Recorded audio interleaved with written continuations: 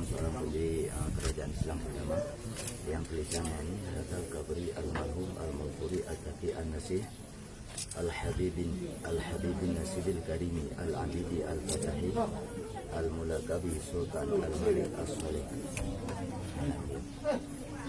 Ini kalau diistilahkan ini kasulus permulaan di dalam orang Islam berkarya. Hari ini kan dari negeri Yaman, Pak. Di Persia. Dari Indonesia itu lain lagi. Batunya kalau istilah peneliti batu pahat, batunya batu andesit, buatan orang negeri Aceh sendiri. Oh, Aceh sendiri. Andesit. Batu andesit, istilah orang ahli peneliti. Sebelah sini beda lagi tulisannya. Di sebelah sini tentang kan ini doa, Pak. Doa syafi Allah tasalahu wa ta'ala jannata maswahu la ilaha illallah Muhammad Rasulullah. Di sinilah kita tanggalnya. Jadi intikan dicari Ramadan sanatan sesuatu dengan wasit ini yang diketahui Nazaria karena tahun 1996 beliau wafat. Kalau dengan Hijriah 696. Kalau dengan Hijriah, kalau dengan Masehi 200 tahun setelah Nawawi.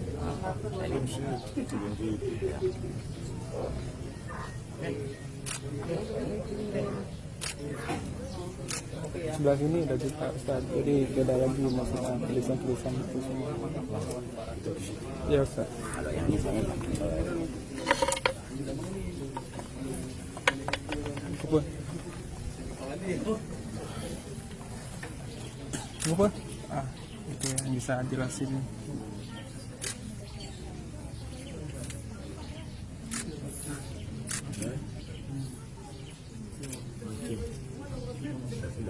Inilah yang disebutkan dengan seorang pujangga yang terkenal, yaitu seorang Sirat Musli Sa'di Al-Siradi. Inilah kelima pencetusnya Ali bin Abi Thalib radhiyallahu anhu. Selanjutnya innama dunya fana'um wa laysa dunya sarra innama dunya kabitun misjadul kan angkabutu ya ayuhal matlubu kutul walakad yaktikan wiyal umuri angkalidin kullu mafiha ya muslim.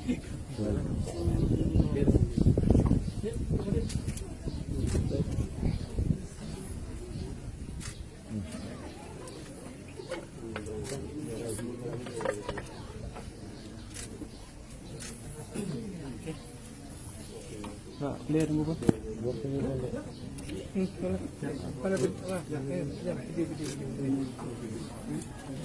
Kalau sebelah kepala bisa sebelah kepala lain lagi. Tunggu pun sebelum jelaskan. Udah. Ya,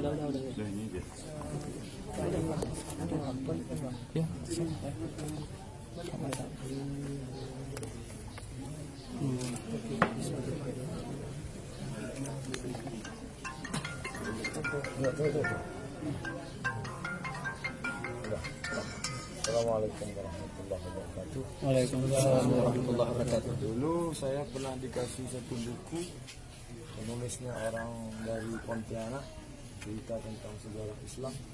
Maka di situ disebutkan ada seorang laki-laki bernama Mirasili.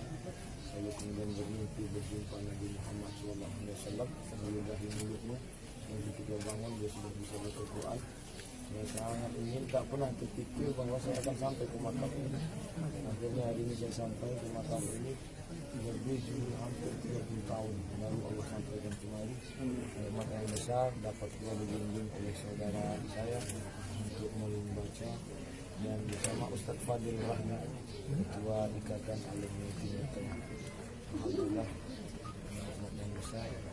Mudah-mudahan kita diberikan Allah al-Malikus Shalih. Dan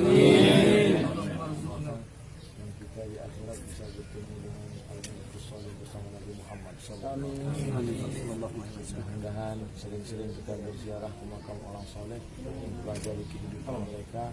Tahu kita bahwa Islam itu tidak hanya sekedar sholat, zakat, puasa, tapi juga memungkinkan kekuasaan. Dia menjadi penguasa yang soleh, Raja Samudra Pasai, Kerajaan Islam Aceh, kerajaan tertua di seluruh Sumatera, di Asia Tenggara. Mudah-mudahan kita bisa berdoa untuk kita dan untuk semua, untuk kita ambil pelajaran. Dan bagi para penulis, tulislah tulis tentang misalnya kalimat-kalimat yang tulis tentang sejarahnya, menulislah supaya orang di masa akan datang tahu bahwa kau pernah hidup di masa lalu.